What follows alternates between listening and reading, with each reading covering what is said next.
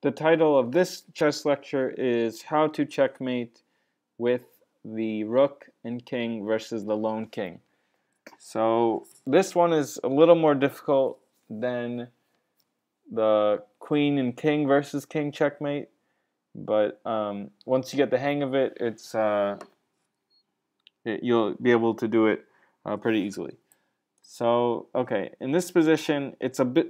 So you want to use the same principle. You want to kind of make a box and make it smaller and smaller, and get the king to the back row. And I just want to give an example before. This is like kind of a hypothetical, but just so you see what the checkmate looks like, so you have an idea of what you want to do. This is how you're going to checkmate the king. It's going to be like this. The rook gets all the squares in the back, and your king gets all the squares in the front. So if you notice, right now these three squares are guarded by the black king, and when the rook comes down and checks, these three squares are attacked by the black rook. So okay, so how do you checkmate? So first what you want to do is start driving the king back. So you need both the king and the rook to do that. Okay, so now in a position like this, and think about driving the king back. Think about it, not necessarily in terms of boxes, but in terms of rows. Like this rook is like a laser, kind of. It can guard all the squares right here. So you want to just slowly but surely block off each row of the king.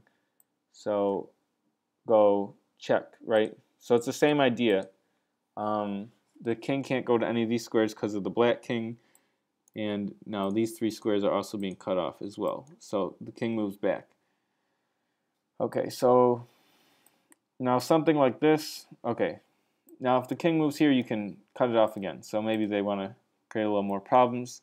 So they'll go this way. So now if you try to check, they can go this way and escape this little box that we had set up. And you don't want them to escape the box, because then they're just going to run around the whole board.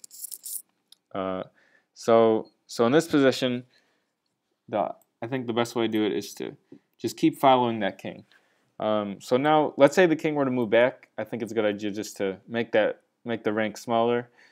But we're just going to assume, you always assume in chess that your opponent makes the best moves, and that's how you yourself are forced to come up with the best moves to counter their best moves. And so in this position, let's say they're not just going to step back easily, but they're gonna move here. So like if they moved here, then you could go check, and once again we have that same pattern where all these squares are taken away, and the king is forced to step back. So, but instead they want to cause trouble, so they're going to go here. So now just keep following the king. It's the same pattern. So if the king goes here, go check. So now the king will go here.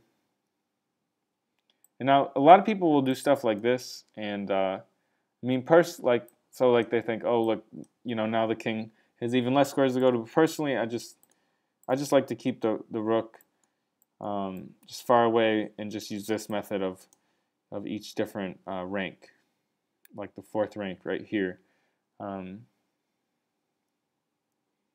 So okay, so just the notation thing, just so this doesn't get confusing.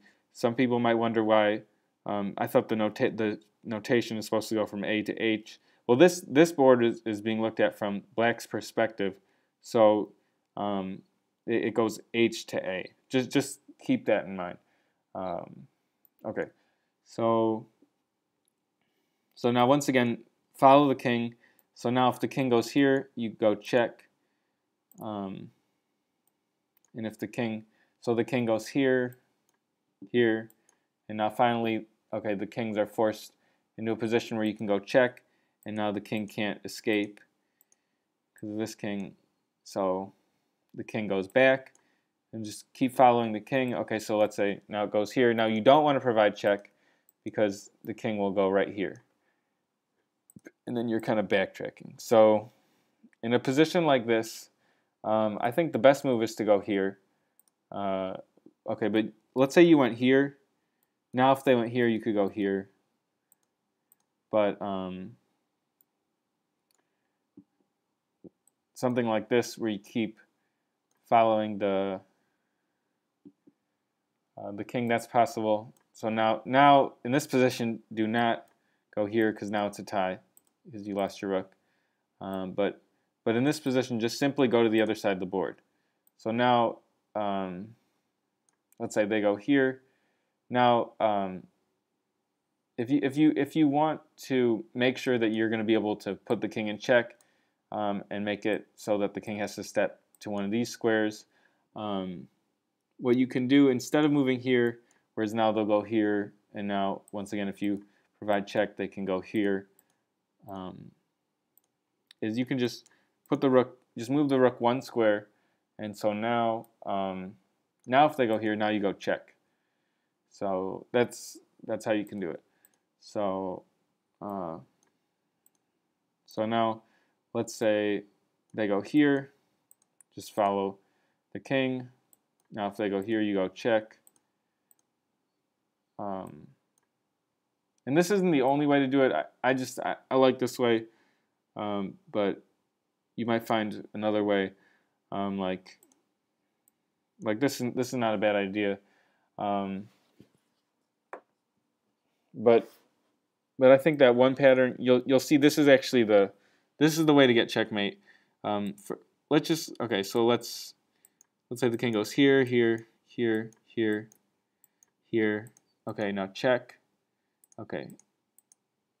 So the king goes back, and now if you step right here, you can get checkmate. So this is probably the best move. So now the thing to keep in mind is if the king goes here, it's checkmate. So now the king goes here, and now the king has nowhere left to go but here, and it's checkmate. And then you did it. So I guess if you want to maybe not have to go through all these like little maneuvers, if you just want to use the simpler box method, what you can do in a position like this is go here. So now the king moves here. Just make the box smaller. The king defends the rook. So notice how this is, you know, a box. This is how I initially learned it. So something like this. Okay, keep making the box smaller. Defend the rook. And I might be going through this kind of fast. I'm sorry. I'm just trying to explain it in a few different ways. So if one way doesn't work, you can use another way. But the point is just to make the box smaller. So now there is one way to stalemate with the king and rook versus the lone king, and that's something like this. Okay, this is a stalemate. So you don't want a position like this. But okay, so now just to keep it simple, so when the king gets to the wall, any of these squares is the wall. What you want to do is lock the king in the back of the chessboard. So put the rook like a laser on the second to last row, and so now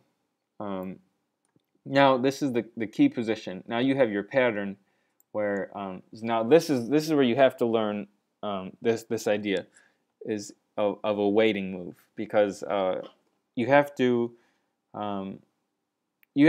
make it so that this king is right in front, and then you put the rook down, checkmate. But if you were to in this position just move right here, then they'll run away. So it's kind of tricky, right? So like you just keep chasing the king around, and then you never find a way to get checkmate. So in this position, what you have to do is you need a waiting move with the rook.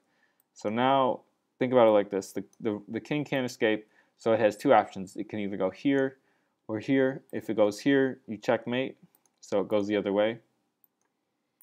So now the king goes again, does the same thing, and and the king can either go here or here. If it goes here, it's checkmate.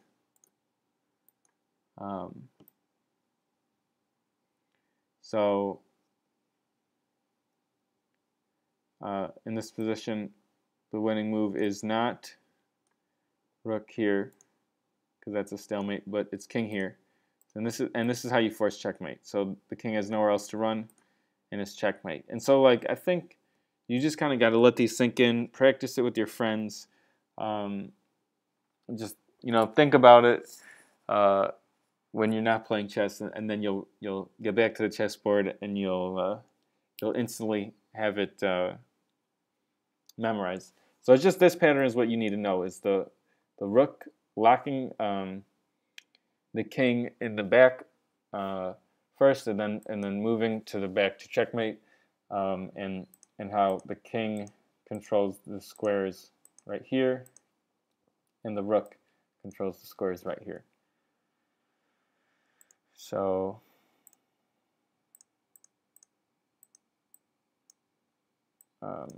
so just to go through the last few moves once again. The waiting move,